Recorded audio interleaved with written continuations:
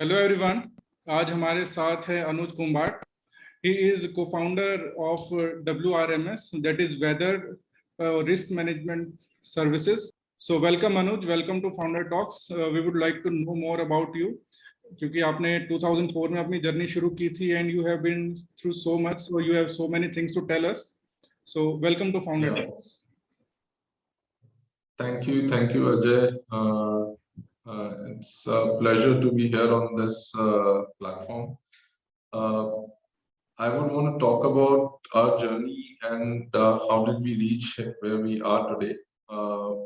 Basically, हम 2004 में जब हमने स्टार्ट किया था तब जो रिक्वायरमेंट थी या जिस चीज को लेके हमने चालू किया था वो ये था कि किसानों के पास उस समय क्रॉप इंश्योरेंस या कोई एक रिस्क मैनेजमेंट का ऑप्शन नहीं था और हमने ये रियलाइज किया कि फार्मर्स को काफी क्रॉप लॉसेस होते हैं बट उनके पास कोई कॉम्पनसेशन या कोई रिस्क मैनेजमेंट सोल्यूशन नहीं है।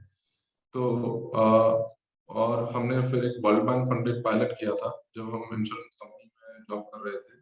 तो जो फाउंडर्स जिन्होंने चालू किया था, मैंने और सोनू अग्रवाल ने, तो हमने 2003 में जब हम इंश्योरेंस कंपनी में जॉब कर रहे थे तो एक किसानों के लिए एक weather index insurance product design किया था और हमें लगा कि इस प्रोडक्ट की बहुत रिक्वायरमेंट है और इसको और एक्सपेंड करना चाहिए।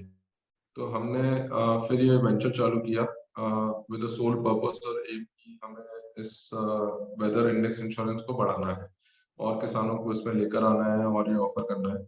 तो और जब हमने ये चालू किया तो कुछ साल हमने जब ऑफर किया 2-3 साल और फिर किसानों से फीडबैक लिया और हमने जब पता किया बहुत सारी ऑर्गेनाइजेशंस के साथ इसमें काम किया तो जो बात सामने आई वो ये थी कि किसान दो चीजें समझ में आ रही थी कि एक तो इंडिया में वेदर स्टेशन का जो नेटवर्क है समय जो वेदर इंश्योरेंस के लिए चाहिए कि क्लेम पेमेंट करने के लिए कि वेदर स्टेशन होना चाहिए वो बहुत कम था।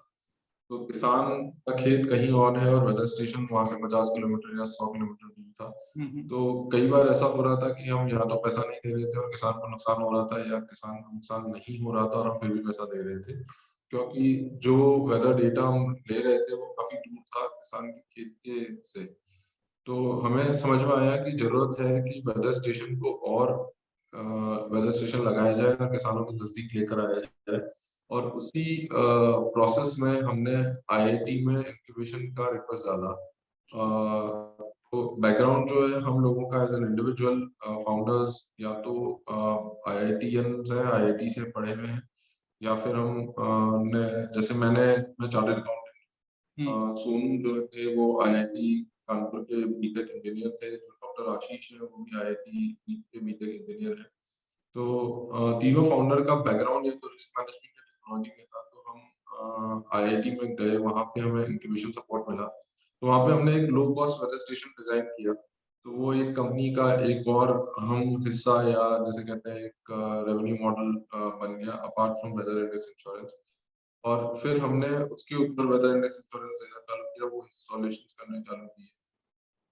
उसके बाद जब हम फार्मर से मिलते हैं, जब हम वेदर इंश्योरेंस या इंश्योरेंस की बात कर रहे थे किसानों से भी और ऑर्गेनाइजेशन जो वैल्यू चेन प्लेयर्स हैं उनसे, तो जो बात समझ में आई ये थी कि फार्मर्स ये बोल रहे थे कि हमें आप जब कॉम्पनसेशन दे रहे हो वो बात समझ में आ रही है बट कई बार हमें वेदर से नुकसान होता है जो अगर हमें सही टाइम पे बता दिया जाता तो हम शायद क्रॉप को बचा पाते।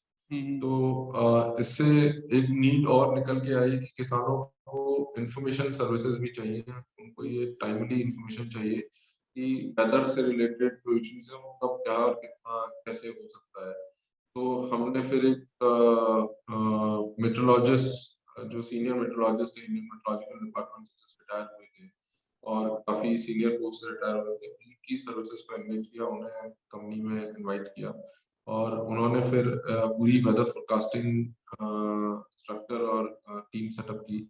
अब वो वेदर फोरकास्ट हम किसानों को देना चालू कर दिया हमने 2007-8-9 में विद एन आइडिया कि हम वो एसएमएस पे देंगे वर्नाकुलर लैंग्वेज में। उस समय स्मार्टफोन ऑब्वियसली ऑलमोस्ट किसी के पास नहीं था।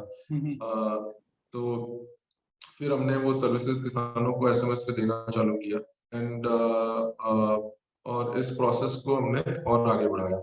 बट जब हम किसानों को ये सर्विसेज दे रहे हैं और हमने काफी जगह पे काम किया, काफी गवर्नमेंट के साथ भी काम किया, गवर्नमेंट के अंदर भी वेदर इंडेक्स इंश्योरेंस प्रमोट किया और गवर्नमेंट ने उसको अडॉप्ट भी किया। हमें एक और चीज जो रियलाइज हुई कि थोड़ा सा और होलिस्टिक सर्विसेज की रिक्वायरमेंट थी किसानों को। मतलब किसान का सवाल ये था कि आपने एक वेदर की एडवाइजरी दे दी, आप और हमें ये समझ में आ रहा था कि किसान को पूरी एडवाइजरी इसके लिए भी चाहिए कि उसको कौन सी क्रॉप कब उगानी चाहिए, कौन सा बीज चाहिए, कौन सा केमिकल लगाने चाहिए, इरिगेशन कब करना चाहिए ताकि वो पानी बचा पाए, और ज्यादा केमिकल काम में लेने की जगह जो राइट केमिकल्स हैं, जो सही केमिकल है, वो काम में लें। एट द सेम टाइम किसान को हमेशा ये लग रहा था कि आप अभी भी जो इंश्योरेंस दे रहे हैं वो किसी एरिया के वेदर या किसी एरिया की यील्ड पे दे रहे हैं। मेरे खेत पे क्या हुआ है उस पर ज्यादा आप लोग देख नहीं रहे हैं। तो हमने फिर ये समझ में आया कि एक्चुअली इंश्योरेंस तो एक लिमिटेड सोल्यूशन है, किसान को एक फुल स्टैक सर्विस चाहिए, जैसे as a farming as a service कह सकते हैं आप, कि किसान को जरूरत इस चीज की है कि आप उसको from sowing to harvest handle कर पाए, उसको सही समय पे सही सलाह या एडवाइजरी दे पाए, और उस एडवाइजरी से किसान को फायदा हो पाए, इसमें उसकी सपोर्ट कर पाए। तो हम ये किसान से बात करते हैं तो बहुत सारे किसानों ने इसमें इंटरेस्ट दिखाया, बट इंटरेस्ट के साथ एक जो बड़ा सवाल वो हमेशा करते थे कि आपने जो सलाह दी हमें पता है कि वो हेल्प कर सकती है और करेगी, बट अगर कुछ नुकसान हो गया, मान लीजिए उस सलाह से सलाह देने के बाद हम उतनी हमारी यील्ड कम हो गई, जो बढ़ी नहीं, या हम कॉस्ट हमारी कम नहीं हुई बट यील्ड कम हो गई, तो क्या होगा? तो फिर हमें ये समझ में आया कि जो इंश्योरेंस है वो एक पहलू है, एक हिस्सा है इसका, बट हमें उनको पूरी yield management service, productivity management service देनी पड़ेगी, जिसमें इंश्योरेंस एक उसका हिस्सा हो सकता है, बट एडवाइजरी के अलावा हमें उनके फार्म की यील्ड को गारंटी करना पड़ेगा, क्योंकि हमारी सर्विसेज वो यूज कर रहे हैं, क्योंकि हमारी टेक्नोलॉजी यूज कर रहे हैं। अब उनको सलाह देने के लिए हमें मतलब ये सलाह सिंपल ऐसे नहीं है कि एक पेपर पे लिख के या खाली एक मैसेज में दे दी गई है। उस सलाह के पीछे बहुत सारे एल्गोरिदम्स चलते हैं, वर्क करते हैं, और इन एल्गोरिदम्स के लिए बहुत सारा डेटा की जरूरत होती है, और वो डेटा हमारी वेदर स्टेशन से आता है, आईओटी बिजनेस, आईओटी कहते हैं, वेदर हमारे सॉइल मॉइस्चर सेंसर्स हैं, ऑटोमेटिक पेस्ट ट्रैप्स हैं, और इन इस तरह की डिवाइसेस से आता है, और उस डिवाइस से डेटा प्लस रिमोट सेंसिंग जो सैटेलाइट का डेटा है। आज से 5 साल पहले यूरोपियन सैटेलाइट मिशन और यूएस सैटेलाइट मिशन ने कुछ ऐसे सैटेलाइट या उपग्रह जिसे कहते हैं वो अंतरिक्ष में डाले, जिससे आप बहुत ही ग्रैनुलर लेवल पे, बहुत ही छोटे लेवल पे खेत को मॉनिटर कर सकते हैं। तो एक एकड़ के खेत को मॉनिटर करने के लिए 40 स्मार्ट पिक्सल जनरेट किए जा सकते हैं, मतलब एक एक खेत के 40 पॉइंट आप स्पेस से देख सकते हैं कि खेत की क्वालिटी कैसी है या क्रॉप का स्टेटस कैसा है, प्लस जो वेदर डेटा आप जो आईओटी से ले रहे हो, और प्लस जो फार्म की इमेजेस हमारे फील्ड रिप्रेजेंटेटिव या फील्ड एग्जीक्यूटिव्स जनरेट करते हैं, ये सारी इमेज अब हमारे प्लेटफॉर्म में जाती है। सैटेलाइट का डेटा, फार्म की इमेजेस और वेदर का डेटा या पेस्ट का डेटा हमारे प्लेटफॉर्म पे जाता है। उस प्लेटफॉर्म में एल्गोरिदम्स हैं और बहुत सारी कॉम्प्लेक्स आर्टिफिशियल इंटेलिजेंस और मशीन लर्निंग टेक्नोलॉजी है, से हम ये पता लगाते हैं कि एक तो फार्म का स्टेटस क्या है और किसान को क्या करना है। मतलब एक छोटा सा एग्जांपल दूं मैं तो, अगर आलू में लेट ब्लाइट एक बड़ी बीमारी है, तो हमने लेट ब्लाइट का मॉडल बना रखा है जिसके अंदर डेटा जाता है, और वो मॉडल अलर्ट जनरेट करता है कि इस डेटा के बेसिस पे कब किसान को स्प्रे करना चाहिए। तो जो स्प्रे की जो टाइमलीनेस है वो हमने बहुत इम्प्रूव कर दी है, और उस टाइमलीनेस से ही उनके जो क्रॉप लॉसेस हैं वो कम हो रहे हैं। तो इस तरह किसान को उसका बेनिफिट हो रहा है। इसी तरह का काम हमने व्हाइट फ्लाई में, कॉटन में किया है, या पिंक गोल्ड में किया है, जहाँ पे किसानों को हम टाइमली हेल्प दे पा रहे हैं कि उनको स्प्रे कब और कितनी बार करना चाहिए, कितनी ड्यूरेशन में करना चाहिए और क्या स्प्रे करना चाहिए। और इसकी और मदद करने के लिए कि किसानों को सही प्रोडक्ट मिले, हमने इनपुट्स भी सेल करना चालू कर दिया। हमारी कंपनी जो है उसके अंदर यूपीएल एक बड़ा हिस्सेदार है, शेयर होल्डर है, और यूपीएल दुनिया की 5वीं सबसे बड़ी एग्रोकेम कंपनी है।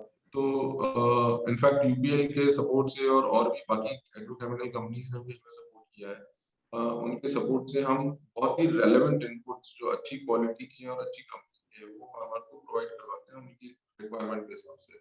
तो एक तो हम सलाह दे रहे हैं, एक यील्ड गारंटी दे रहे हैं, साथ में उसके एक हम इनपुट्स दे रहे हैं किसानों को। यील्ड गारंटी बेसिकली हमारी सलाह के ऊपर है और इनपुट्स दे रहे हैं किसानों को, और जहाँ-जहाँ पे भी संभव है वहाँ पे हम आउटपुट लिंकेजेस करवा रहे हैं। तो इसको हम कलेक्टिवली कहते हैं सेक्यूफार्म सर्विसेज, जहाँ पे किसानों को फार्मिंग एज अ सर्विस दी जा रही है और उनको ये बेनिफिट दिया जा रहा है कि वो अपनी इनकम को स्टेबल कर पाए और यील्ड को बढ़ा पाए, प्रोडक्टिविटी बढ़ा पाए।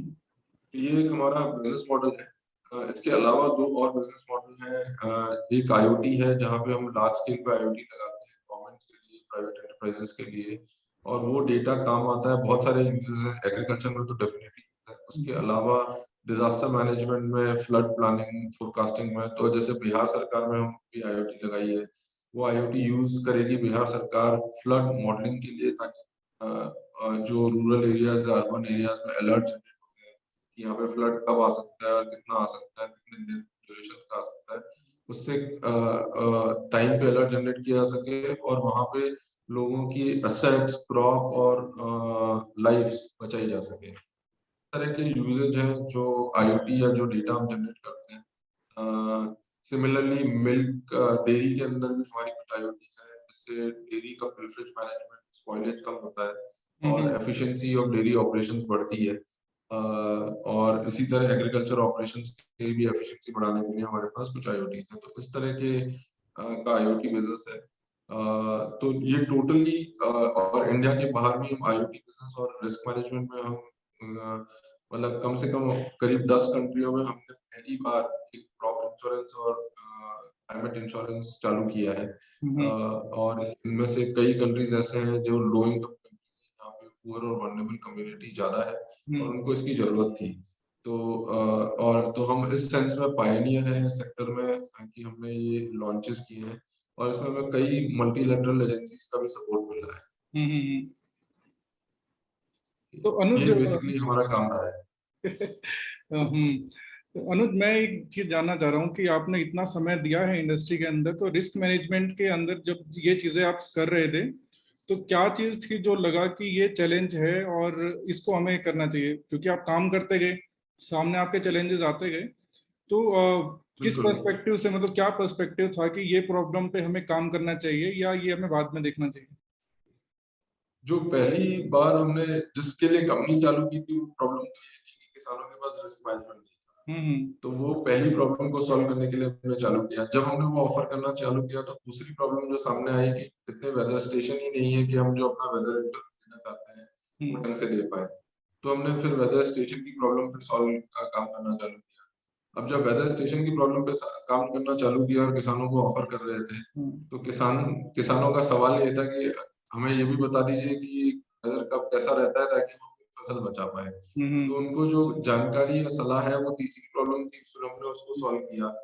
और उसके बाद जब और फार्मर्स के साथ जुड़े और काम किया, हमें समझ में आया कि जितना हम फार्मर के फार्म लेवल पे सॉल्यूशन दे पाएंगे किसानों को, उनके खेत की बात या उनके खेत का सॉल्यूशन या उनके खेत से रिलेटेड इंफॉर्मेशन जितना फार्म लेवल पे उसको मॉनिटर करके उनको उसके ऊपर सलाह दे पाएंगे, उतना किसानों को बेनिफिट बढ़ेगा।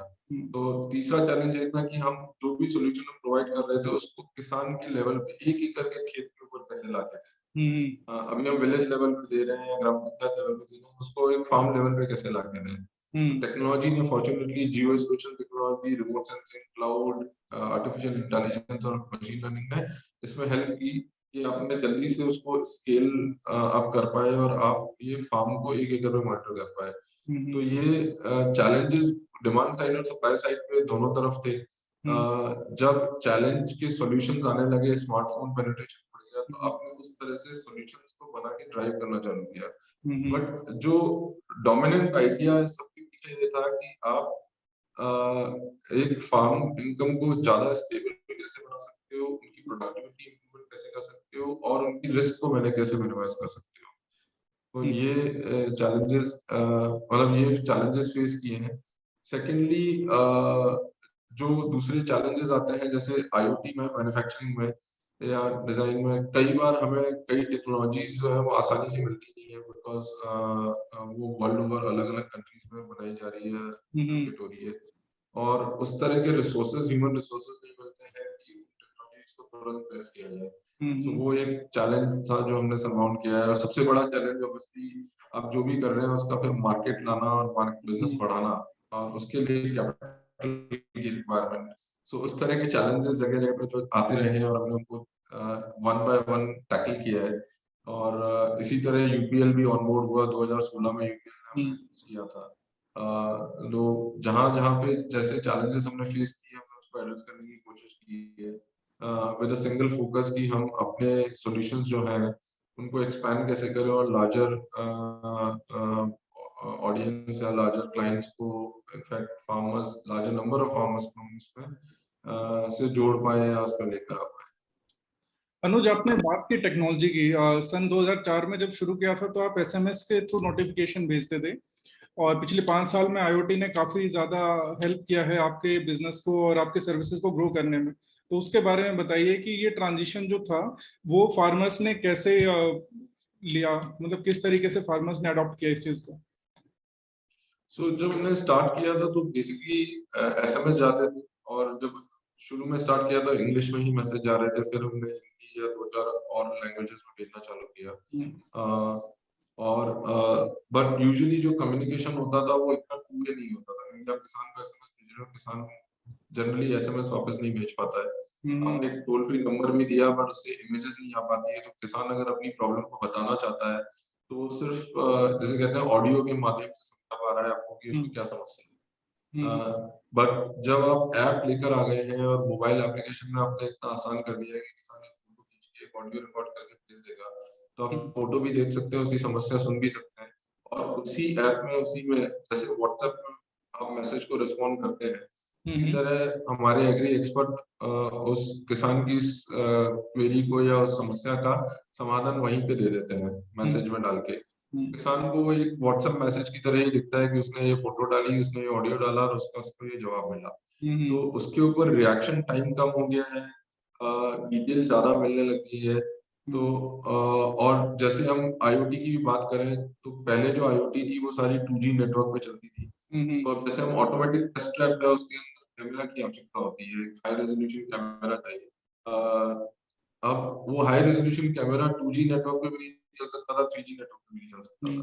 तो अभी 4G नेटवर्क आने से ये हो गया है कि आप टेस्ट ट्रैप बना पा रहे हैं और एक हाई रेजोल्यूशन कैमरा उसमें लगा पा रहे हैं, जो कि हर 1 घंटे में एक टेस्ट ट्रैप की फोटो खींच के भेजता है, जो हमारी आर्टिफिशियल इंटेलिजेंस प्लेटफॉर्म पे या टेक्नोलॉजी पे जाती है, और मशीन लर्निंग या इमेज प्रोसेसिंग से, कंप्यूटर विजन से हम ये बताते हैं कि उस ट्रैप में कितने पेस्ट फंसे हैं, और उस काउंट से हम ये निकालते हैं कि आगे कितना बढ़ने वाला है, मतलब। और वो काउंट प्लस जो वेदर कंडीशंस है, इन सारी चीजों को मिला के आप ये निकाल पा रहे हैं, अगेन एक artificial intelligence machine learning use करके, न्यूरल नेटवर्क यूज करके आप ये बता पा रहे हैं कि अगले 7 दिन में कितना काउंट है।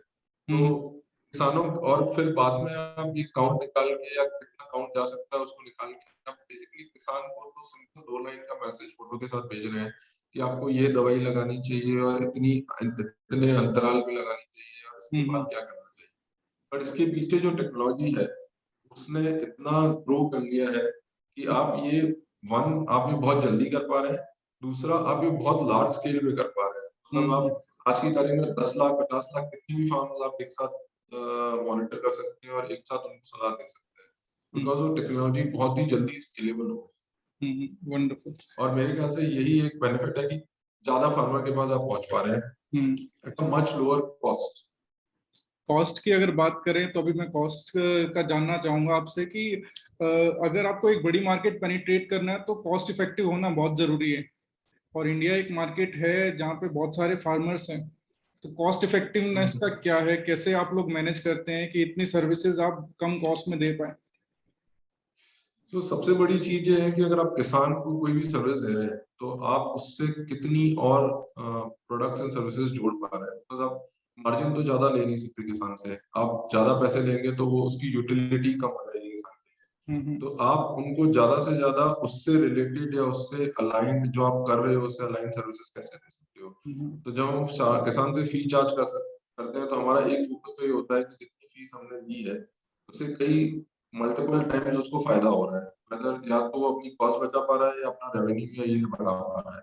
तो एक तो इस पे फोकस रहता है, दूसरा हम किसान को अपनी कॉस्ट कवर करने के लिए, क्योंकि सारी कॉस्ट हमारी फीस से शायद कवर नहीं हो पाएगी, अपनी कॉस्ट कवर करने के लिए हम किसान को और किसान को अच्छी क्वालिटी का उत्पाद मिल जाए उसके लिए हम इनपुट भी सेल करते हैं।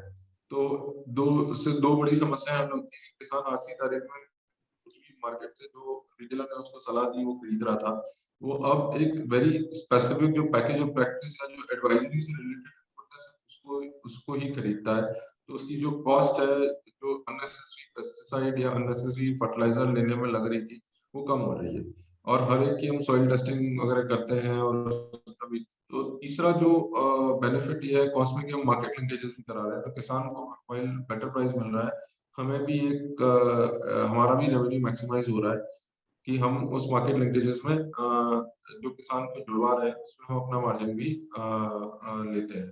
तो टोटली वो जो सर्विस हम देना चाह रहे हैं उसके अंदर जितनी हम सर्विस किसान को ऐड कर रहे हैं उसमें छोटा छोटा मार्जिन अगर हम जोड़े तो हमारी कॉस्ट भी कवर हो जाती है, और हमें जो रेवेन्यू जनरेट हो रहा है वो हमारी कॉस्ट से थोड़ा ज्यादा होता है। उसके अलावा हम आईओटी या दूसरे बिजनेस में बेसिकली जो डिजाइन एफिशिएंसीज है, जो प्रोडक्ट इनोवेशन हमने किए हैं, उससे हम जो प्रोडक्ट मैन्युफैक्चरिंग या इंस्टॉलेशन की कॉस्ट को काफी कम कर पाए हैं। मतलब जैसे हमारी डिवाइस काफी कॉम्पैक्ट डिवाइस है तो ट्रांसपोर्टेशन कॉस्ट हमें आती है। और जब डिवाइस कॉम्पैक्ट की तो जो उसको बनाने के लिए मटेरियल यूज होता है, जैसे आपको बॉक्सेस चाहिए, हमारी डिवाइस इतनी कॉम्पैक्ट है कि आपको बॉक्सेस भी छोटे चाहिए। तो कॉम्पैक्ट डिवाइस के कारण आपकी जो मटेरियल यूजेज है उसकी कॉस्ट कम हो गई। सो उस तरह के, और फिर आपने एक लार्ज स्केल पे इनको बना के इंस्टॉल करना चालू किया तो स्केल की कॉस्ट आ गई, बेनिफिट हो गया आपको कि आपने 8,000 10,000 डिवाइसेस के रॉ मटेरियल को आपने एक साथ खरीद लिया, या उतनी सिम कार्ड से आपने टेलीकॉम कंपनी के साथ नेगोशिएट किया कि हम आपसे 10 या 15,000 सिम कार्ड काम में लेते हैं, आप हमें चार्ज कर दीजिए। तो ये सारे एलिमेंट्स जो हैं, scale, innovation, design and material which is used have made it possible कि हमारी जो कॉस्ट है ओवरऑल वो मिनिमल रहे या कम रहे। और इस कॉस्ट का बेनिफिट हमें ये हुआ कि हमने लार्ज स्केल पे गवर्नमेंट के साथ काम किया है, गवर्नमेंट टेंडर्स में काम किया है, जहाँ पे हम इंस्टॉलेशन मतलब 3,000 4,000 इंस्टॉलेशन हमने एक साथ किए हैं, और वो बहुत ही कॉस्ट इफेक्टिव इंस्टॉलेशन कर पाए हैं हम, और उनका मेंटेनेंस भी बहुत, और जब कॉस्ट डिवाइस की कॉस्ट या उसको लगाने की जो प्रोसेस है वो सिंप्लीफाइड है तो उसकी मेंटेनेंस भी बहुत इजी हो जाती है और उसके अंदर भी कॉस्ट बचती है। तो आज एक कॉम्प्लेक्स डिवाइस को मेंटेन करने के लिए आपको हर 40 से 50 डिवाइस पे एक आदमी चाहिए, की जगह अगर आपने एक सिंपल डिवाइस बना दी और बहुत ही क्लोज एरिया में उसको इंस्टॉलेशन करना चालू कर दिया हर ग्राम पंचायत में, तो आप ये देखेंगे कि जो डिवाइस मेंटेनेंस कॉस्ट है उसमें एक ही आदमी डबल नंबर ऑफ डिवाइस, दुगनी डिवाइसेस को मेंटेन कर पा रहा है। तो उसकी आपकी मेंटेनेंस कॉस्ट भी कम हो गई। तो ओवरऑल ये कॉस्ट स्ट्रक्चर इसलिए वर्कआउट कर पा रहा है क्योंकि हमने इस पे काफी काम करके इसमें हर लेवल्स पे या हर एस्पेक्ट पे इनोवेशन या इम्प्रूवमेंट किया है, एफिशिएंसी बढ़ी। अनुज, अगर कोई किसान आपसे पहुंचना चाहता है आपके पास या आपकी सर्विसेज को अवेल करना चाहता है तो वो कैसे पहुंचे? हाँ, दो तरीके, एक तो हमारा मोबाइल एप्लीकेशन है, किसान उस एप्लीकेशन को डाउनलोड करके हमारे से बात कर सकता है। एक हमारा टोल फ्री नंबर होता है जो हम किसान को देते हैं या प्रमोट करते हैं। तो हम जनरली जहाँ पे भी काम करते हैं वहाँ पे हम मीटिंग्स करते हैं, पोस्टर्स लगाते हैं, और हम बहुत सारे एफपीओ से कनेक्ट करते हैं। तो एफपीओ के माध्यम से हम किसानों तक पहुंचने की कोशिश कर रहे हैं। तो ये एक तरीका है। तो एक तरीका तो ऑब्वियसली ऐप डाउनलोड करना है, बट बाकी जो हमारे नियरेस्ट कुछ हमने सेवा केंद्र खोल रखे हैं जिस एरिया में हम काम करते हैं, जहाँ पे हम इनपुट भी प्रोवाइड करते हैं। तो जो इनपुट शॉप्स होती है हमारी, वो हम किसान सेवा केंद्र कहते हैं उनको, सेक्यूफार्म किसान सेवा केंद्र। तो सेक्यूफार्म किसान सेवा केंद्र के माध्यम से वो हमारे पास पहुंच सकता है। ऐसे हमें अभी हमारे 25 सेंटर है, हरियाणा में करीब 10 सेंटर खोल रखे हैं हमने, तो उसको हम बढ़ा रहे हैं धीरे धीरे। बट इन सेवा केंद्र से सेक्यूफार्म सेवा केंद्र से किसान हमारे साथ जुड़ सकता है। तो ये कुछ 3-4 तरीके हैं जिससे किसान हमें रीच कर सकता है। पिछले कुछ समय में बहुत सारी एग्रीटेक स्टार्टअप्स ने कदम रखा है एग्रीटेक के अंदर, तो how WRMS is different from those? मतलब एक अच्छी बात ये हुई है कि काफी कंपनियों के कदम रखने से यहाँ पे सेक्टर को जो टेक्नोलॉजी की कमी थी या जिस जिस चीज की जरूरत थी वो आने लगी है। हमारे लिए भी ये फायदा हुआ है कि लोग हमारे काम को पहचानने लगे हैं। और सबसे बड़ा जो डिफरेंस है जो हम करते हैं जो दूसरी कंपनीज कर रही हैं उसमें, कि कोई भी जाके किसान को ये नहीं बोलता है कि हम अगर आप ये एडवाइजरी यूज कर रहे हो तो एक तो मैं आपको अपनी एडवाइजरी दे रहा हूँ हाई क्वालिटी, पर साथ में उस एडवाइजरी के ऊपर मैं आपको अपनी रिस्क मैनेजमेंट भी दे रहा हूँ। मैं आपको ये बोल रहा हूँ अगर ये एडवाइजरी के कारण होने के बाद आपको कोई नुकसान हो जाता है तो मैं उसकी भरपाई भी करूँ। तो आज की तारीख में फार्म लेवल पे इस तरह की कोई गारंटी कोई नहीं दे रहा है। ये आप तभी दे सकते हैं जब आपको आपकी एडवाइजरी क्वालिटी पे काफी भरोसा हो, प्लस आपने एक रिस्क मैनेजमेंट स्ट्रक्चर या एक फाइनेंशियल रिस्क मैनेजमेंट स्ट्रक्चर समझ लिया है और आप ये जानते हैं कि एक अच्छा इंश्योरेंस डिजाइन करके उसके साथ जोड़ा जा सकता है। तो जो हमारी यूएसपी है वो ये है कि हम फार्मर को एक हाई क्वालिटी एडवाइजरी दे पा रहे हैं, डिवाइसेस लगा के रिमोट सेंसिंग यूज करके हम हर तरह के डेटा को यूज कर पा रहे हैं उसके लिए, प्लस उसके साथ हम उसको उसकी गारंटी भी दे पा रहे हैं कि भाई ये आपकी मिनिमम यील्ड इतनी आएगी। तो उसको प्रोडक्टिविटी बढ़ाने का काम और उसकी डाउनसाइड रिस्क प्रोटेक्शन जो उसको नुकसान होने की रिस्क या खतरा है उससे प्रोटेक्ट करने का काम दोनों साथ में होता है। ये हमारी यूएसपी है। वंडरफुल। तो अनुज, जो एंटरप्रेन्योर्स अभी आना चाहते हैं एग्रीटेक के अंदर, उनके लिए कोई मैसेज?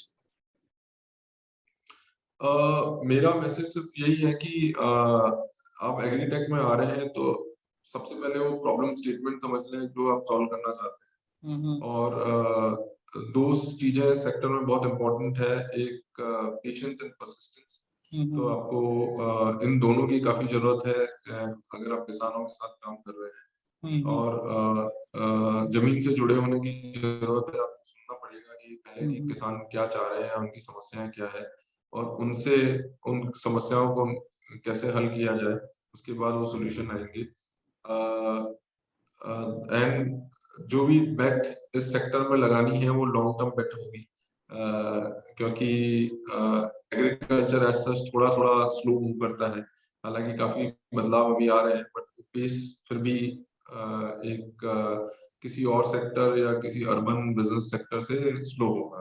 तो मेरे ख्याल से जैसे मैंने बताया कि पेशेंस और परसिस्टेंस की काफी जरूरत है। और साथ में इम्पोर्टेंट ये है कि टेक्नोलॉजी यूज करना इम्पोर्टेंट नहीं है, साथ में ये भी इम्पोर्टेंट है कि आप उससे कौन सी प्रॉब्लम सॉल्व कर रहे हो किसान की और उससे किसान को कैसे फायदा हो पाएगा। तो जो आप रेवेन्यू जनरेट कर रहे हो उसमें जो बेनिफिट जा रहा है सामने वाले को वो मल्टीपल टाइम्स होना चाहिए, तब वो ऑब्वियसली ये बढ़ेगा। तो यही मेरी सलाह होगी। तो थैंक यू अनुज, बहुत ही अच्छा है, आपने अपने विचार रखे इस एग्रीटेक के बारे में, हाउ यू स्टार्टेड और about your journey and WRMS। तो it was wonderful talking to you. Thanks for being a part of our platform. Thanks a lot. Thank you Ajay. Thank you very much, Anuj. See you again sometime. Surely. Thank you. Thank you. Bye.